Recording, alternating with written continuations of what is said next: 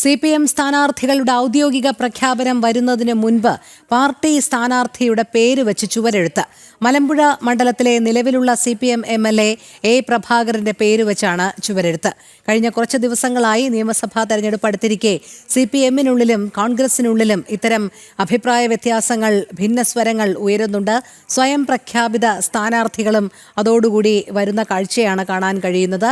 സ്ഥാനാർത്ഥികൾക്ക് അനുകൂലമായി പോസ്റ്റർ ഒട്ടിക്കുകയും അതോടൊപ്പം തന്നെ സ്വയം പ്രഖ്യാപിത സ്ഥാനാർത്ഥി നിർണയവുമൊക്കെ ഒരു വലിയ തലവേദനയായിരിക്കുകയാണ്. ഇപ്പോൾ CPM സ്ഥാനാർത്ഥികളുടെ ഔദ്യോഗിക പ്രഖ്യാപനം വരുന്നതിന് മുൻപ് മലമ്പുഴ മണ്ഡലത്തിലും സമാന സാഹചര്യമാണ് ഉടലെടുത്തിരിക്കുന്നത്.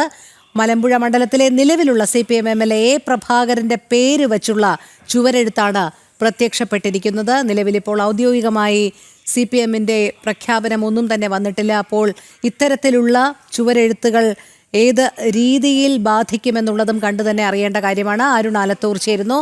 അരുൺ, പറയൂ.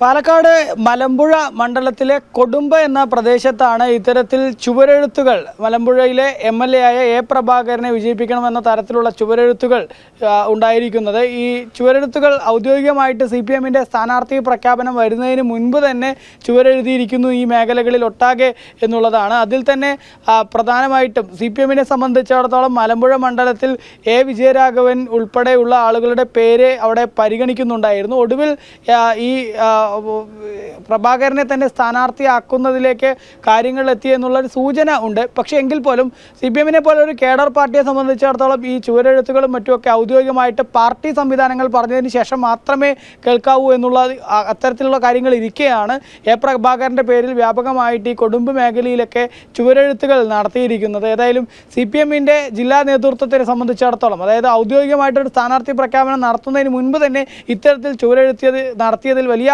അതൃപ്തി ഉണ്ട് എന്നുള്ളതാണ് ഇപ്പോൾ നമുക്ക് മനസ്സിലാക്കാൻ സാധിക്കുന്നത്.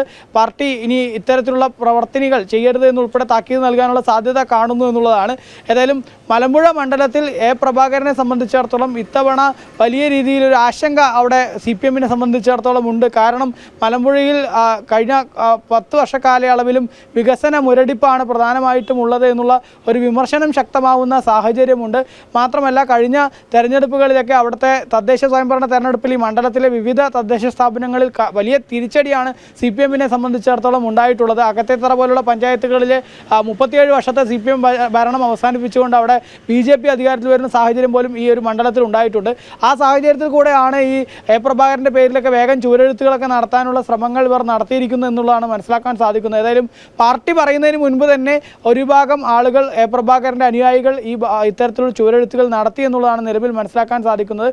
ഏതായാലും CPM-ന്റെ ജില്ലാ നേതൃത്വത്തെ സംബന്ധിച്ചിടത്തോളം ഇത്തരത്തിലുള്ള പ്രവർത്തികളുമായി മലമ്പുഴയിലെ MLA A. പ്രഭാകരൻ മുന്നോട്ട് പോകുന്നതിൽ കടുത്ത വിയോജിപ്പുണ്ട് എന്നുള്ളൊരു വിവരം കൂടെയാണ് ഇപ്പോൾ പുറത്തു വരുന്നത്.